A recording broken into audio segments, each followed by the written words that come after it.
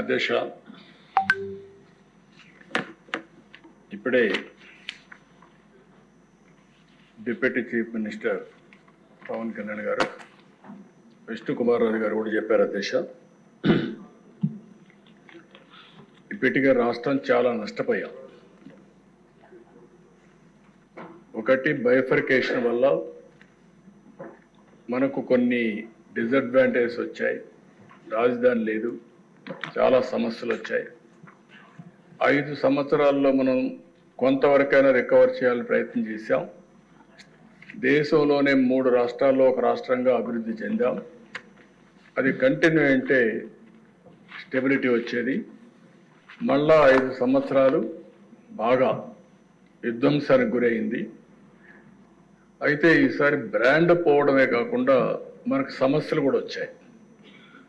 ఆ సమస్యలు మీరు చూస్తే ఆర్థిక ఇబ్బందులు, అధికార యంత్రాంగం నిర్వీర్యమైపోయింది, వ్యవస్థలన్నీ చిన్నాభిన్నమైనాయి. కానీ ఈ ప్రభుత్వం ఒక దృఢ సంకల్పంతో మిత్రులు పవన్ కళ్యాణ్ గారు చెప్పినట్టు ఎక్కడా రాజీ పడం, ఈ కూటమి ద్వారా తప్పకుండా ఆంధ్ర రాష్ట్రానికి దశ దిశ చూపించే కార్యక్రమానికి శ్రీకారం చుడతాం. గట్టి పరిపాలనకే శ్రీకారం చుడతాం. సెంటిమెంట్ కూడా గౌరవిస్తాం. పొట్టి శ్రీరాములు గారి యొక్క ఏదైతే ఆత్మ త్యాగం చేశారో, బలిదానం చేసుకున్నారో, ఆ రోజున డిసెంబర్ వస్తుంది. స్టేట్లో ఒక పెద్ద ఫంక్షన్ చేసి తద్వారా ఆయనకు నివాళులు అర్పించడమే కాకుండా ఆ స్ఫూర్తిని ముందుకు తీసుకుపోదాం. ఒక రాష్ట్రం కోసం త్యాగం చేసిన వ్యక్తిని జీవితంలో మన ప్రజలు గుర్తుపెట్టుకునే విధంగా చేస్తాం. కన్యకా పరమేశ్వరి, దీనికి కూడా మనం ఆలోచించి ప్రాధాన్యత ఇచ్చాం.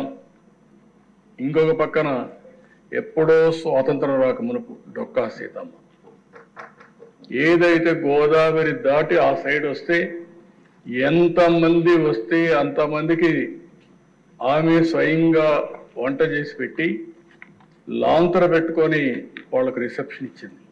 రాత్రిలో వచ్చినా ఎప్పుడొచ్చినా స్వాగతం పలికింది. అలాంటి స్ఫూర్తి ఇప్పుడు కూడా ఈస్ట్ గోదావరి ఏ మారుమూల గ్రామానికి వెళ్ళినా డొక్కా సీతమ్మ గారిని గుర్తుపెట్టుకుంటారు. అందుకే మిడ్ డే మీల్ స్కీమ్కి ఆవిడ పేరు అక్కడ పెట్టాం. ఇది ఒక మన పూర్వీకుల్ని మనం గౌరవించుకుంటే మనల్ని మనం గౌరవించుకుంటే అవుతుంది. అలాంటి సెంటిమెంట్స్ అన్ని కాపాడుకునే బాధ్యత తీసుకొస్తాం. ఇంకో పక్క రాష్ట్రంలో మాకు ఎవ్వరికి కూడా ఇక్కడ అనుమానం లేదు, నాకంటే ఎక్కువ గట్టిగా ఉన్నాడు పవన్ కళ్యాణ్ గారు. ఎక్కడైతే ఈ సోషల్ మీడియాలో కానీ లేకపోతే గంజాయి కానీ ఎవరైతే అరాచకాలు చేస్తున్నారో అరాచక శక్తుల్ని పూర్తిగా కట్టడి చేయాలని డిటర్మినేషన్ వరకు ఉంది. నేను ఒకటే, వారి ద్వారా మేమిద్దరం కూడా హామీ ఇస్తున్నాం, ప్రజలకు హామీ ఇస్తున్నాం. రాజీ పడం, సంఘ విద్రోహక శక్తుల్ని అరికడతాం.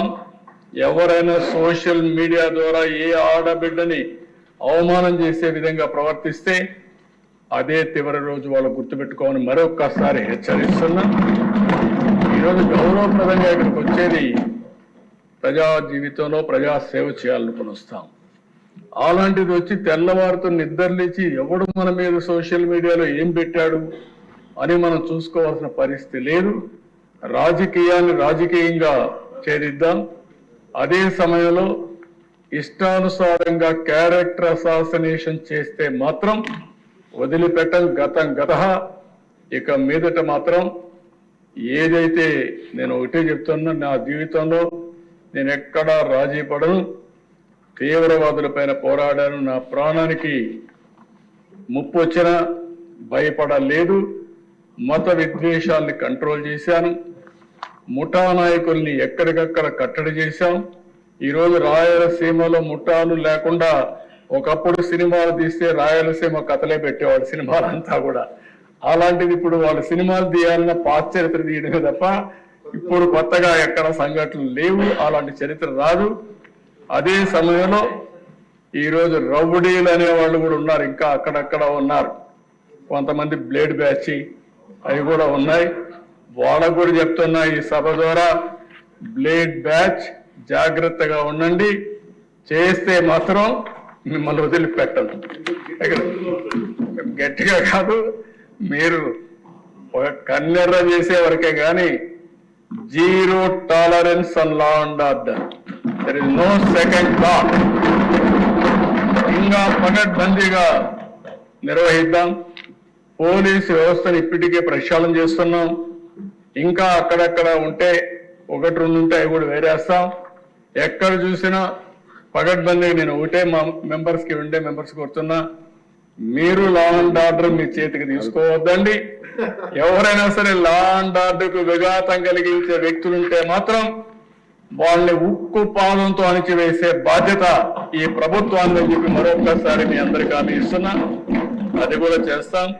ఇవన్నీ చేసి ఈరోజు పవన్ కళ్యాణ్ గారి తాపత్రయం కూడా మీరు చూశారు.